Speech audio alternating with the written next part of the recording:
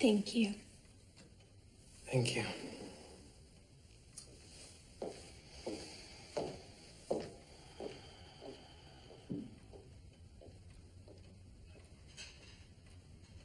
Is something wrong? Nothing new, I'm afraid. Must we have this discussion each and every week? At 30 years of age, your time to discuss has nearly run out. Thank you, Dean. You certainly know how to charm a lady. I'm sorry you're so discontented. Wanting to try for a son is hardly a crime.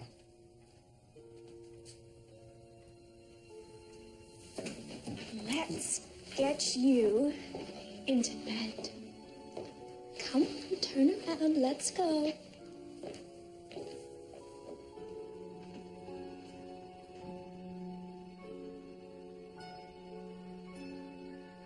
Is Father angry with me? Not at all. He's simply tired. Lie back. Go to sleep, Veronica.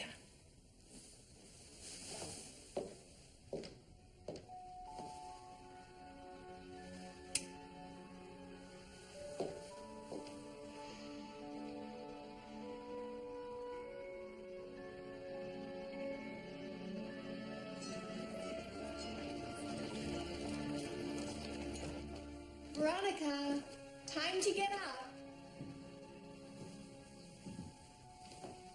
Veronica, get up, sleepy.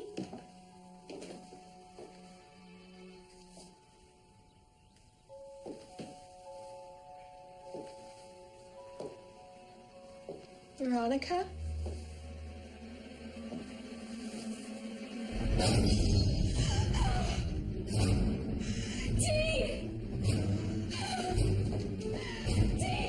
It doesn't make any sense, Detective. Why would someone abduct our daughter and leave behind a doll in her place?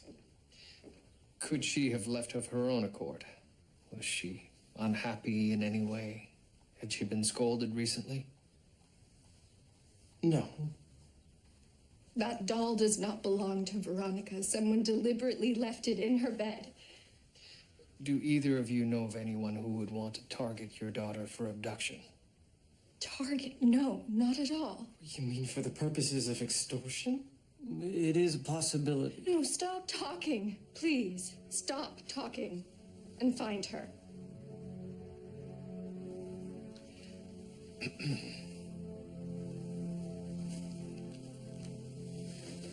Looks to be fine craftsmanship. Barely out of its package, I would say. What's that? It's a version of Edison's talking doll. There's a recorded cylinder inside. Hello, Detective Murdoch. Will you play with me?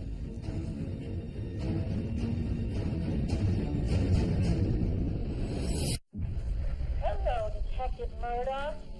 Will you play with me? Why would you be named personally in this matter? Have you in some way put our daughter in jeopardy? Certainly not on purpose. I admit I'm as baffled as you are that the kidnappers mentioned me by name. So who did this? I have no idea. There's no sign of forced entry, no finger marks on the doors or windowsills, not even the girls. Her name's Veronica. Yes, of course. My apologies. Yes. Mr. and Mrs. Bowden, this was a professional operation. The kidnapper was careful, and they took their time. How did the kidnapper get Veronica out of the house without her making a noise? Surely we would have heard something. Perhaps she knew her abductor. Someone in the neighborhood. Whereabouts do you live, Mr. Carson? In the rooming house across the street, second floor. When did you last see Veronica? Yesterday, in the park. There was a boy about her age. He often wanted to play with her, but She was too shy. He was rather sweet, actually. Did you see anyone loitering about? Anything suspicious? No, I didn't. Thank you for your time. If you see Veronica or anything unusual, please contact me directly. Of course. Anything, George? Sir, various sightings, but none more recent than yesterday. Miss Balfour here, this spinster, I hadn't seen the girl in days. But Miss James, this blonde lady, a seamstress, saw her last night walking with her parents. This young lad, Gregory, used to play hide and seek with Veronica, and then Miss Roosevere, the lady I was just speaking with, used to mind Veronica from time to time. So Veronica would be familiar with her. And she would know the layout of the house. Exactly, and she just asked me if you were William Murdoch. Oh?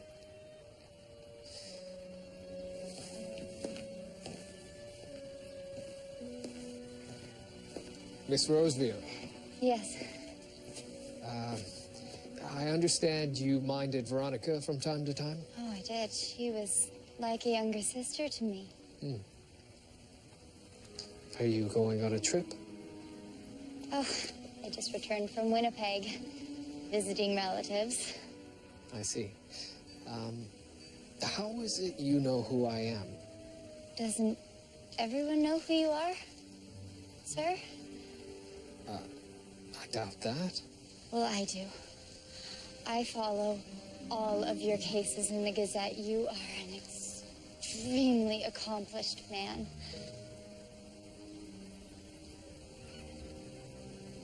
Do you have any idea who could have taken young Veronica? No. Do you know of anyone who may have wished the family harm? No one at all. Thank you.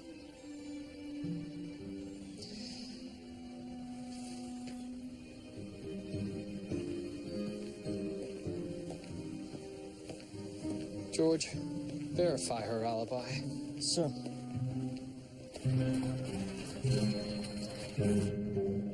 I know it's supposed to be adorable, but to me it just looks bloody creepy. I have to agree, especially considering the circumstances. And still no word on any ransom demands. None, which may rule out financial motive for the girl's abduction. Well, judging from what the doll has to say, we know there's at least one personal angle. Any idea who'd bother taunting you like this? No. And what's the connection between myself and the missing girl? Or her family? Seems to me there's one clue staring you in the face. There were no finger marks on the doll, or the internal recording cylinder. Do we know where it came from? Who made it? It was manufactured in France, at no small cost. Someone with means, then? Sirs, I've looked into Miss Rosevere's alibi. At least 3 people confirmed she was in Winnipeg. I see. I think it's time you two went and did a bit of shopping.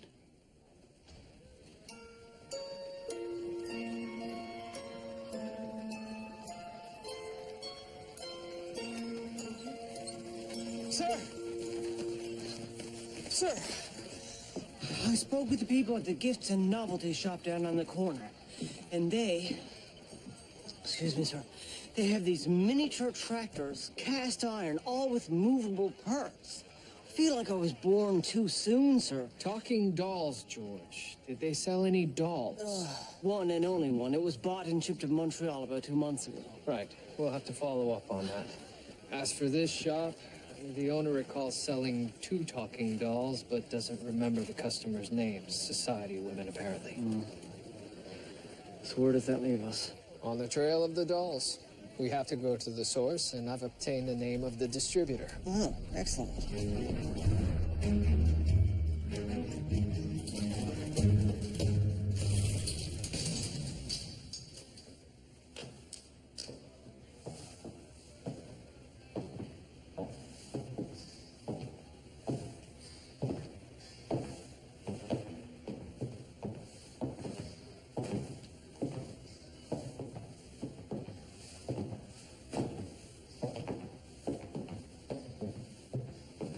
Toronto Constabulary, a moment of your time. Hello again, Detective. Mr. Carson. What brings you here? Veronica Bowden was abducted from her home. You knew her, knew where she lived. A talking doll was left on her bed. A doll that was distributed from this warehouse. No, just a minute. I had nothing to do with that girl's disappearance. And I'm not the distributor. I'm a stock boy. We have dozens of imports. A talking doll is just one of them. I'd like to see your records, especially those pertaining to the talking dolls. Certainly.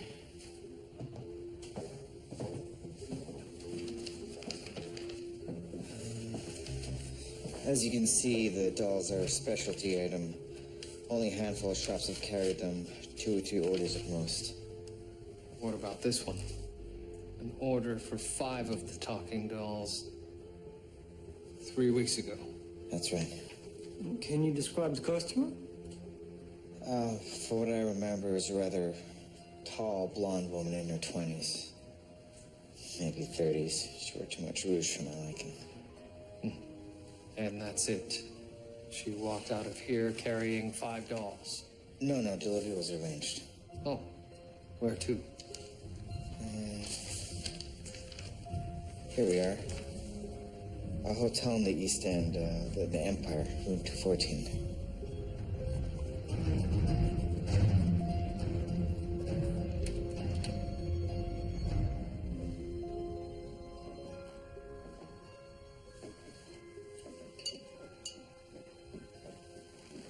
Veronica?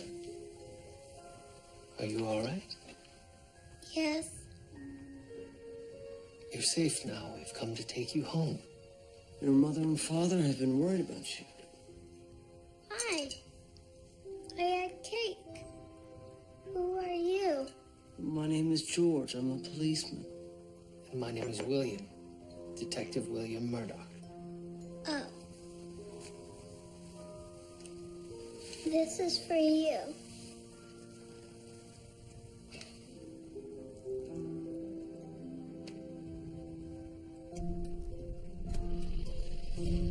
Help me, Detective Murdoch! I've lost my head! Can you help me find him?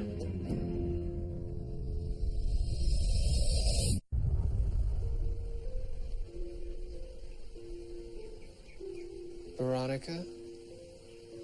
Who took you from your bed last night? Was it a man or a woman? A man. A man. Did you know him? No. What did the man look like? Was he a tall man or was he a small man? Do you remember what he was wearing? I never saw him. I was sleeping. Veronica, did this man hurt you in any way? No, he was nice. He said we were playing hide and seek. Huh? Did he say who you were hiding from? You, but you found me. Yes, I did.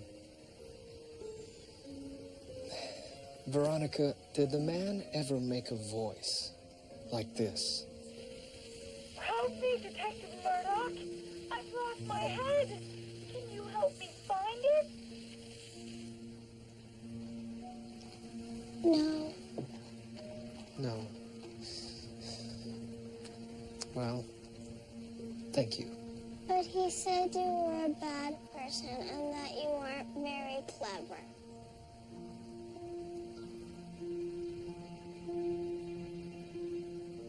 What sort of deranged person decapitates a doll?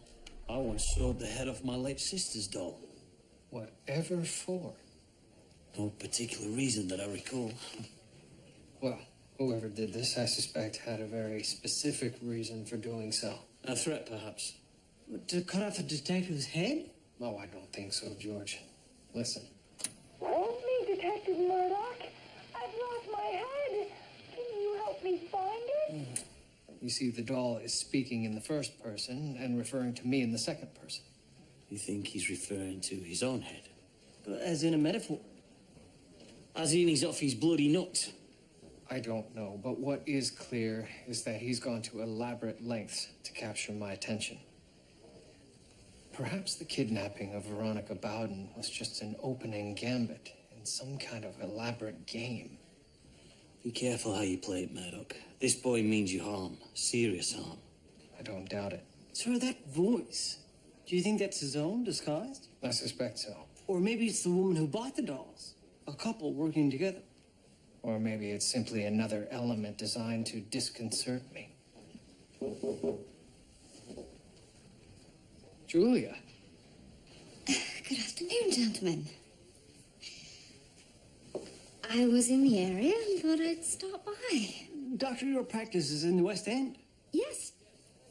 Nevertheless, We must be on our way. Although it was certainly nice to see you again, Dr. Ogden. Come on, Crabtree.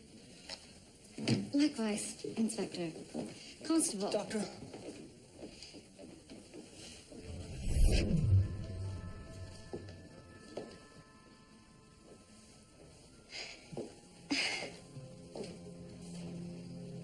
Something amiss? No. Everything is exactly as I remembered it.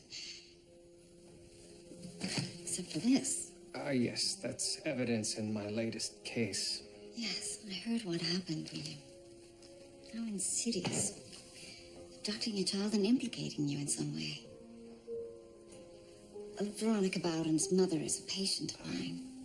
I was relieved to hear that the girl was unharmed, but I wanted to see how you were faring. Oh, I'm fine. That's very kind of you to ask. Yes, well, it was good to see you. Yes. Actually, Julia, if you could spare the time, I'd very much like your input on something.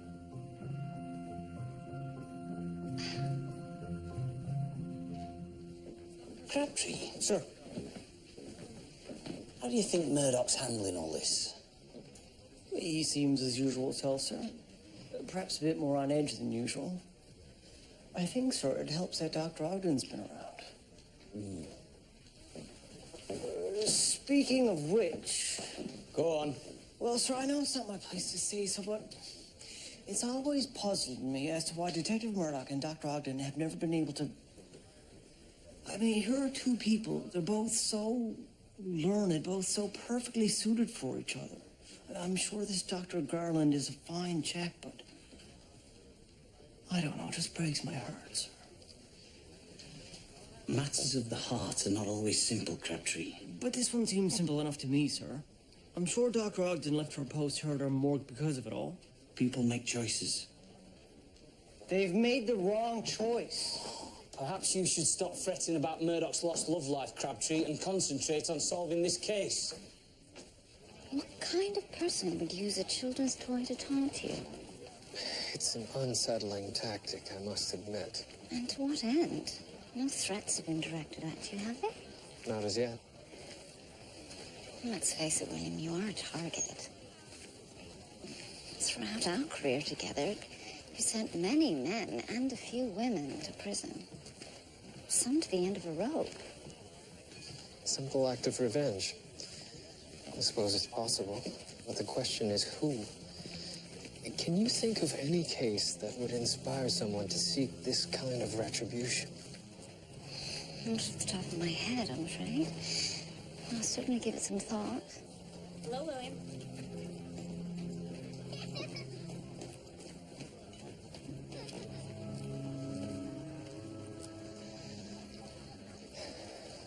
William, are you all right?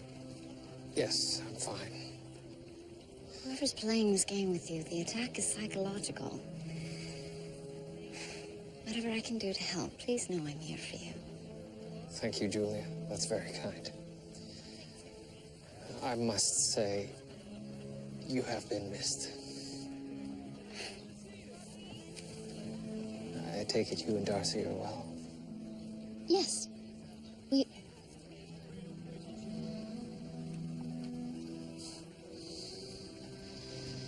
Do take care of yourself, William.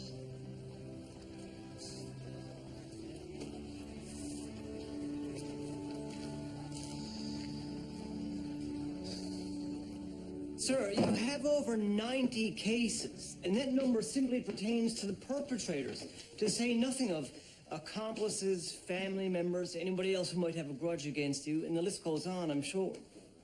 No doubt. However, we know the suspect to be male, based on what Veronica Bowden told me, so perhaps for the time being we can eliminate females from the equation. Sir, I'm not so sure that we can. 5 talking dolls were purchased by this unknown blonde lady and delivered to her hotel. Good point. Either way, George, most of the people on this list are either dead or in prison. Exactly, sir, which brings us back to this civilian population and the idea that our suspect might be working on behalf of somebody that you've incarcerated. I'm sorry, George, but this isn't helping.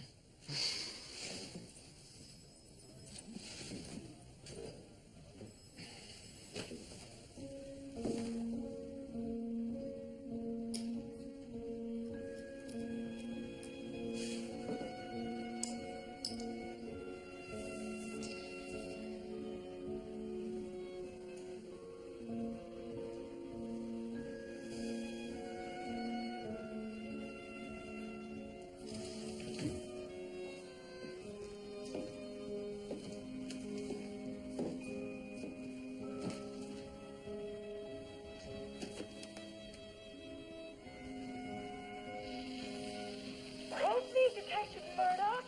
I've lost my head. Can you help me find it? Help me, Detective Murdoch. Right, Murdoch, I'm off for the night. Sir, have a listen to this. Pay attention to the sounds in the background. Help me, Detective Murdoch. I've lost my head. Can you help me find it? Help me, Detective... Do you hear that? I hear church bells. Yes, there are 7 chimes, but beyond the bells, there's another sound. Help me, Detective Murdoch. I've lost my head. Can you help me find it? Help me, Detective Murdoch. I've lost Train my whistle. Yes. Definitely a train whistle. Yes. So what church in Toronto has a train going by at 7 a.m. or 7 p.m.? We have a train to Markham leaving Union Station at 6:55 p.m. Right. So a train, once up to speed, travels approximately 40 miles per hour. So that's 2/3 of a mile for every minute. 6:55, 56, 57, 58, 59, 7 o'clock. He was blowing his whistle for this crossing. St. Jude's Church overlooks the valley right there.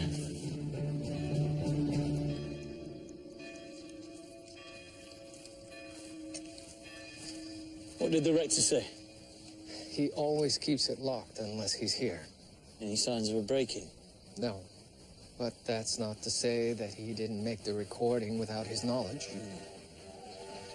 There goes the train.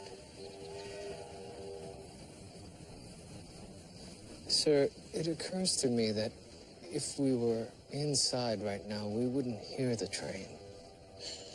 You think he made the recording outside? Well, no, that would have required electricity. Oh, bloody hell! The bloody hell's that, Murdoch? Automatic sprinklers, sir, a new invention. I don't think that'll catch on. Sir, these sprinklers would need a pump. And a pump requires electricity.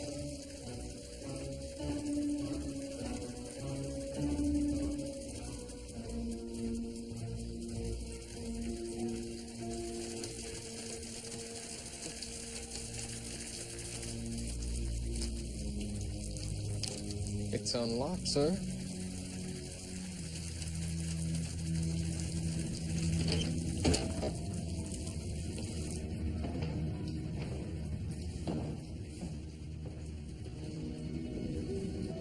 It's like a bloody tomb down here.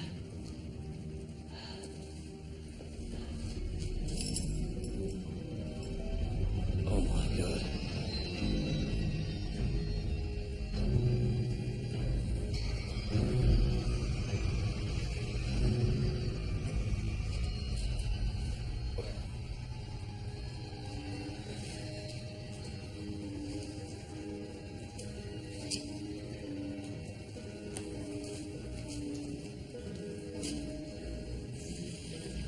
You found me, Detective Murdoch.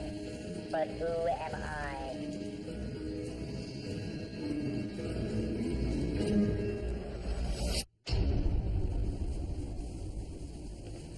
Oh my. A resident of Sleepy Hollow?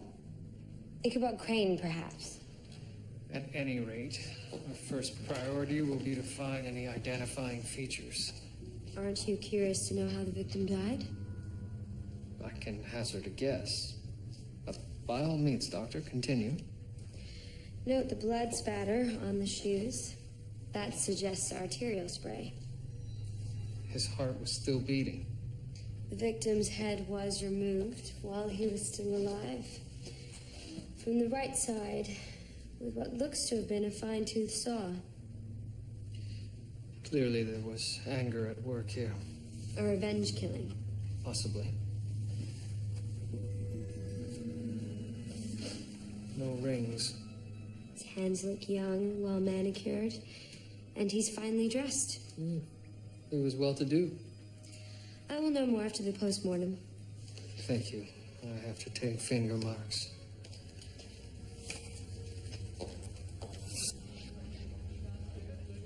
I hate finger mark duty. Detective work isn't always about investigating, Henry. Sometimes it involves mind-numbing tedium. No, I wouldn't mind so much if it wasn't so futile. Futile? Henry, these finger marks could identify our victim, which puts us one step closer to identifying whoever's been tormenting Detective Murdoch. But who's to say the victim's finger marks are even on file? I mean, most people aren't criminals, George.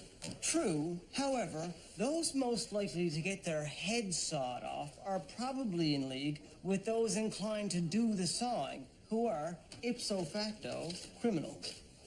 I can't think of one instance that we discovered someone's identity by going through these files. We do it all the time. Do we? Because it's my recollection that we do this until our eyes fall out. And then Detective Murdoch comes waltzing in here and says, check on so-and-so, and lo and behold, he's our man. Detective Murdoch doesn't waltz, Henry. Believe me, I've seen him try. Sawed his head off, did he? Bloody hell. This boy plays rough. Yes, plays seems to be the operative word, sir. The dolls, the childlike voice recordings. He's trying to get under my skin. Is it working? File this, please, Irving. Detective, Dr. Grace. the headless victim has no birthmarks, no deformities, no scars. Any identifying features not accompanied by the word no? No. What can you tell me about it? His musculature was underdeveloped, which suggests youth and freedom from physical labor. A young tough. So how come we've not heard about it then? One of theirs goes missing, we generally find out about it soon enough. Thank you, Doctor. Sir, this latest doll, it's different from the other two. Different how? The voice is higher pitched. It seems more rushed. See for yourself, sir. Listen. Hello, Detective Murdoch. Will you play with me? The recording is different than the other dolls. Listen. You found me, Detective Murdoch. But who am I? So you think it's someone else? No. The voice is the same, but the tone is different, and the cadence is off somehow. The words are clipped, as if it was recorded at a slower speed and then sped up somehow. You found me, Detective Murdoch. But who am I?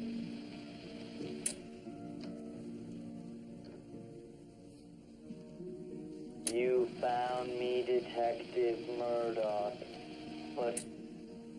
What is it? I've heard that voice. When? Where? But who am I?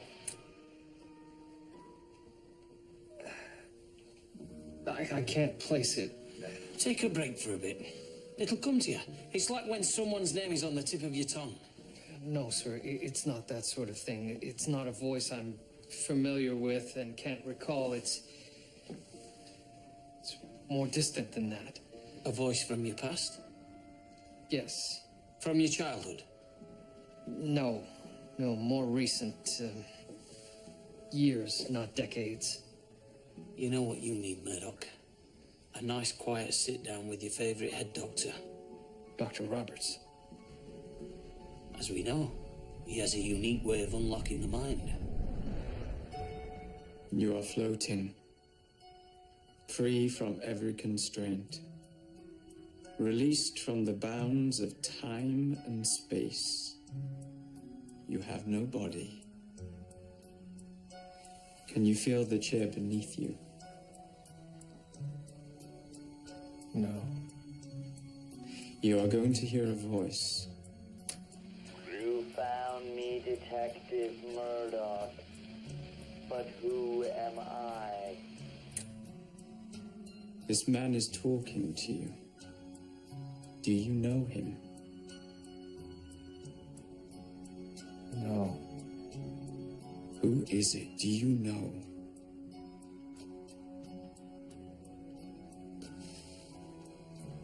Where are you? Where are you when you hear the voice? What do you see? You found me, Detective Murdoch, but Trees. who am I? Grass. And you were in the park? No. No, there are buildings. Who do you see?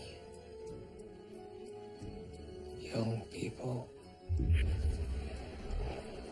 They're hurrying, carrying books. You are at school.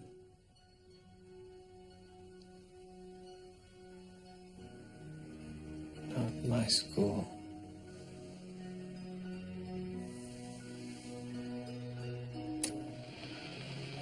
You found me, Detective Murdoch, but who am I? Turn around, detective. Look around. Who do you see?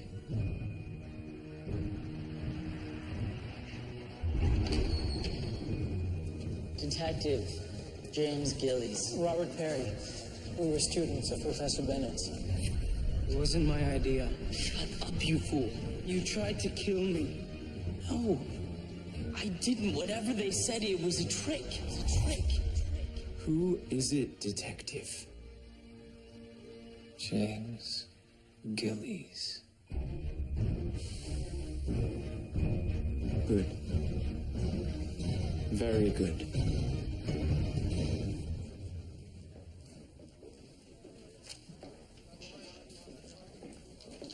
I've got it. Higgins, I've got it. I've identified our victim. It's Robert Perry. Do you remember this? He and an associate of his killed a university professor a while back. I do remember. George! Sir, our headless victim... I believe it's the body of Robert Perry. Oh, and George, please look into the status of James Gillies at Kingston Penitentiary. Thank you. Surprised, George? No, I suppose not. I remember this arrogant little bastard. And his pal, Robert Perry. Perry made a nice deal, I seem to recall. Yes, only 2 years in prison in exchange for testimony against James Gillies. Gillies was sentenced to be hanged, was he not? Yes. So how's he doing this, then? He would have to be near the church to make the recordings, and yet he's in prison. Unless he has an accomplice carrying out his dirty work. Seems to be his pattern. What have you, George? I was just on the telephone with Kingston Penitentiary. Apparently James Gillies was executed 3 weeks ago. Executed? Hanged by the neck until dead. And according to his family, he was buried here in Toronto last week. Well, he didn't rise from the grave. Let's make sure of that.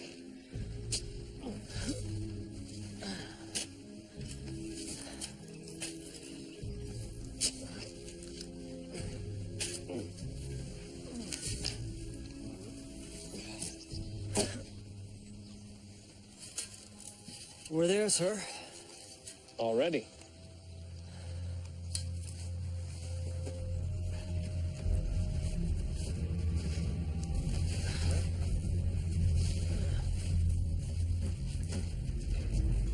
It's a miniature casket. I don't remember James Gillies being dwarfish. Bring it up.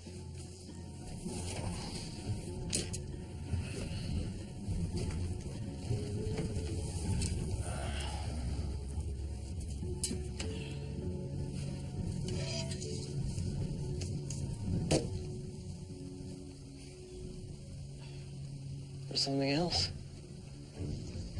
Keep digging.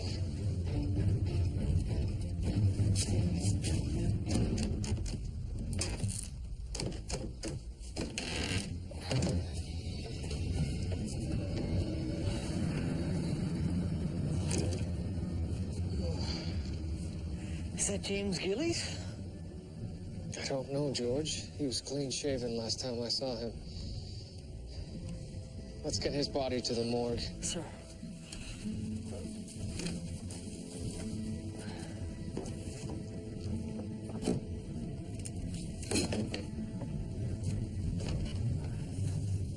George?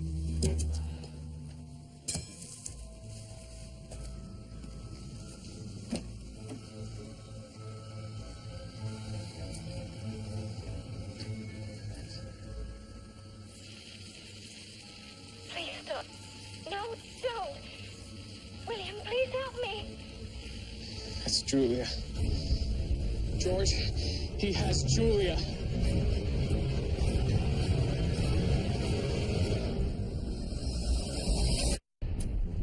Please stop. No, don't. William, please help me. Dr. Ogden didn't show up to a clinic this morning, and no one's seen her since last night. Where's her husband? Dr. Garland's on his way back from a conference in Montreal. He'll be home in a couple of hours. I'll deal with informing him of the situation. The body we pulled out of the casket was not that of James Gillies. So who was it then? And how did he end up at the end of a rope meant for Gillis? Please stop. No, don't. William, please help me. I don't think you'll get anything off this recording, Murdoch. It's too noisy. Yes, there appears to be the sound of a motor in the distant background. But beyond that, there's another sound. It occurs at the beginning and repeats twice. Please stop. No, don't. William, please help me. I can barely hear anything. I can. There's a clue here somewhere. Gillies has left nothing to chance. But what is it about this recording he wants me to find? I think you're wasting your time, Murdoch. Sir, sounds seldom repeat themselves.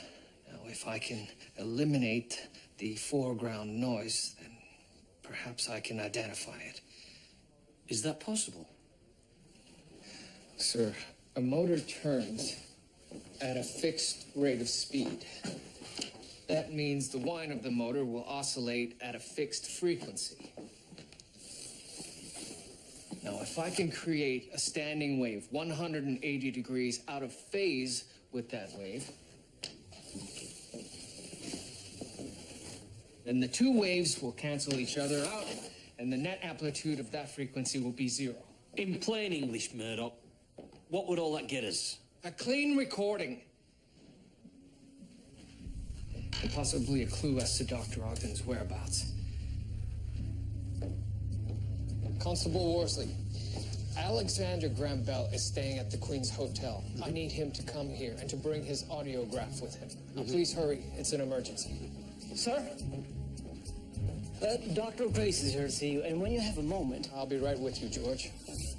Dr. Grace, you have an update? Yes. The man in the casket had an advanced brain tumor in the left temporal lobe. But from what I can determine so far, the tumor was not lethal in its current stage. But he was dying from it, yes? Yes. A painful, slow way to go. Thank you, Doctor. What do you have, George? Sir, I spoke to the warden at Kingston Penitentiary. He's surprised that James Gillies escaped the news, but he thinks he knows how. How? In the months prior to Gillies' death, he grew a beard, much like one of the guards there, a Robert Chaucer. Apparently, the two looked almost identical. Where is this guard? He resigned due to health problems. When was he discharged? October 4th. The very same day that James Gillis was supposedly hanged. Now, he has a widow that lives just up on Dundas Street. I'd like to speak with her. Sir, I've asked someone to fetch her. Very good, George. Thank you. Good work, Crabtree. We didn't know what to do. I am with child, and the doctor told Bobby he had less than a year to live. He was hurting, and it was only getting worse. So your husband made a deal? Yes. I didn't like it, but we knew he was going to die. How much money did Mr. Gillies give you? $3,000 in cash. You're not going to take it, are you? My husband died for that money. I'm not going to confiscate your money, Mrs. Chaucer. I just need to know how you received it. Did you meet Mr. Gillies? No. His wife brought it to me in a suitcase. His wife?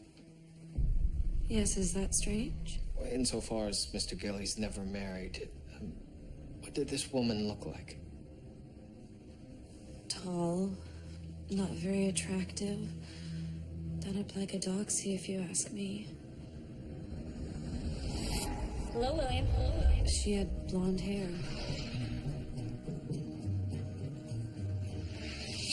George, you interviewed a woman earlier.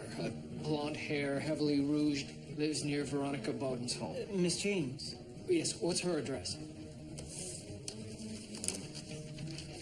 It's right here, sir. Miss Gillian James. Gillian James. James Gillies.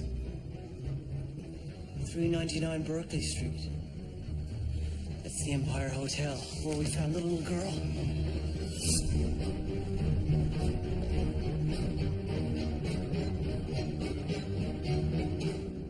I'm going in. Sir, you should wait. There are more men on the... He has Julia.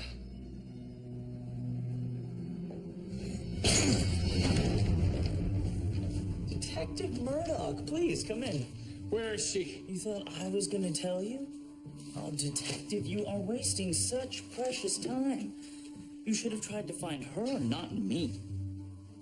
I'm afraid Dr. Ogden only has less than an hour to live. Where is she? Do you really think you'd be here if I hadn't led you here? Think, Detective. I wanted you to find me.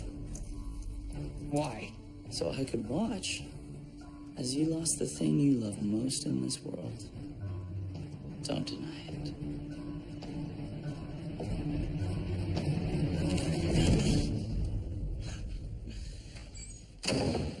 You really are wasting time, Detective. How much time do I have? 37 minutes by my calculations. Less if she loses faith, you'll find her in time. You mean if she panics? You've rigged some sort of device to be triggered by her heart rate. Oh, I like that. I almost wish I had done it, but no. You know, it's funny. Well, I guess you won't find it that amusing, but you will appreciate the irony when you discover it. Discover what? That it was you who killed her. You were so hell-bent on finding me, you sealed her fate. Of course, I knew you'd do that. You're so predictable. It's really not fair. Tell you what, Detective, here's a hint.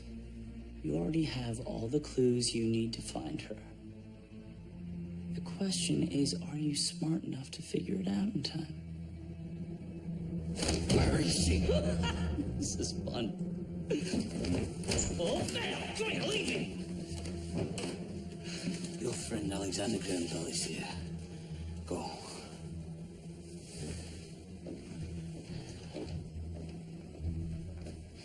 Now then, laughing boy. Let's see if we can't fix that smile of yours, eh?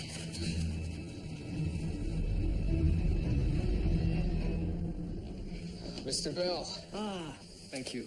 Yes, I came as quick as I could, Murdoch. How can I help? Have a listen to this. Please stop.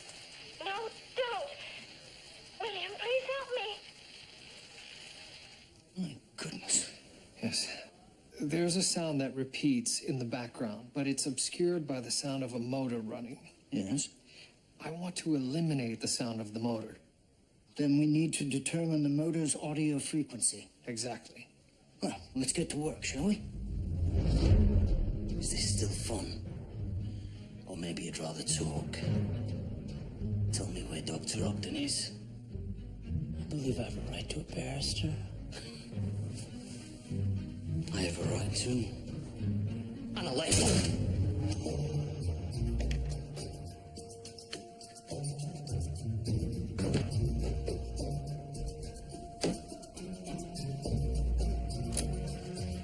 Please stop. No, don't. William, please help me. The frequency of the foreground noise appears to be 2,000 oscillations per second. Make a minor adjustment. Please stop. No, don't. William, please help me. Right. And we know that sound travels at 1,125 feet per second. Yes. So if we take 1,125 into 2,000, 6.75 times 1.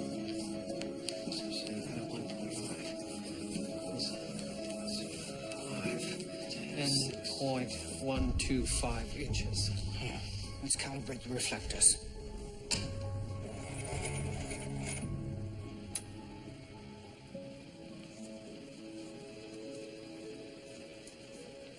A little more.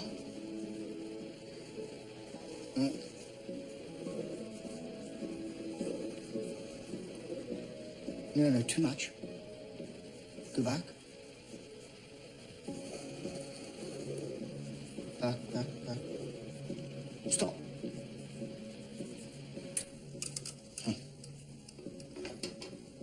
That's as good as we're gonna get it.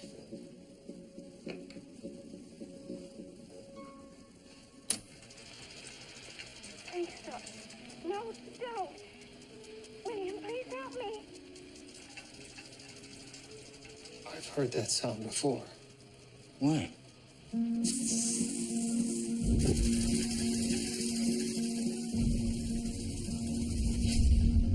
The cemetery. 37 minutes by my calculations, less. If she loses faith, you'll find her in time. There were 2 fresh graves.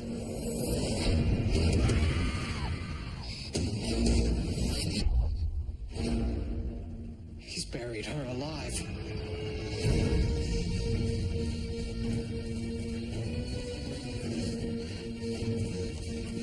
You already have all the clues you need to find her.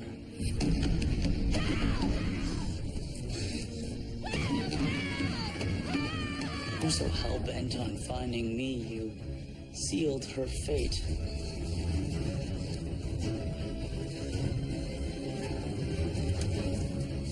Here! Start digging!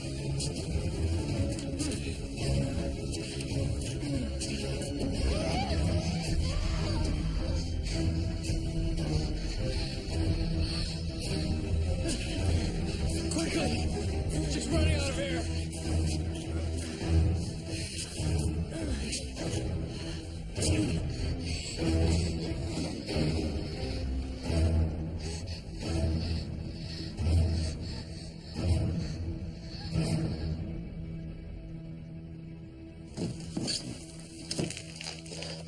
Julia, God, please.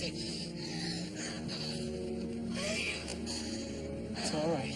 You're with me now.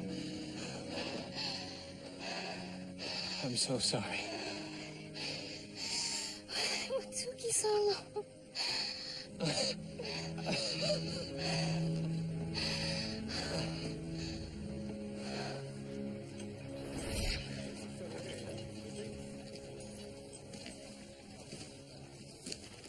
Mr. Gillies. Nicely played, Detective Murdoch. Looks like you win again. I'm going to watch you hang in person this time, Mr. Gillies. I'm flattered. Why do this? You could have walked away a free man. I don't like to be bested. You beat me the first time, I wanted a rematch. Well, the game is good and over now. But I am curious. Why Veronica Bowden? Of all the girls in the city, why kidnap her? Her house is where I grew up. They never changed the locks. If you'd have simply checked the records, you'd have figured that out, but I knew you'd overthink it all. Your genius will be your undoing. Yours as well, Mr. Gillies. Perhaps sooner than you might like. Driver?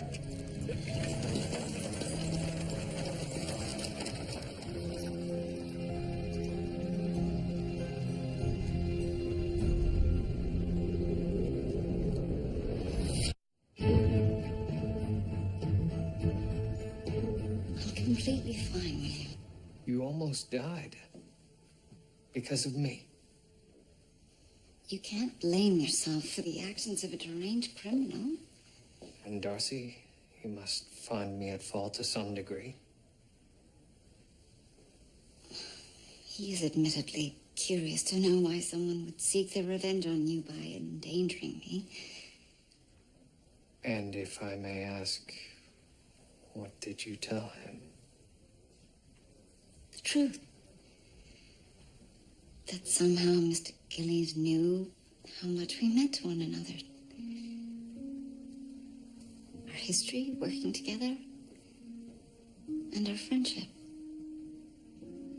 And I apologize for putting that at risk.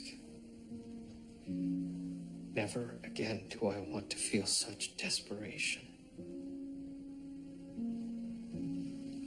Do you know how I survived? I knew you'd come, and you. Even if you had to move heaven and earth to do it, I knew you'd find me.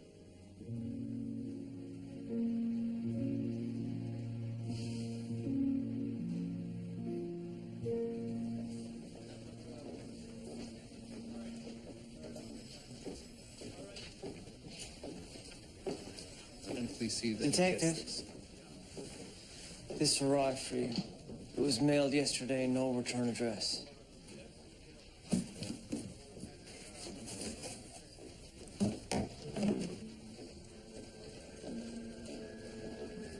A final gift from James Gillies. So it would seem. Murdoch, just had word from the Durham County Police. Apparently the jail wagon transporting James Gillis overturned on the Rouge River Bridge. The whole wagon plunged into the river below. Guard and driver were both killed. And James Gillies? They haven't been able to find his body.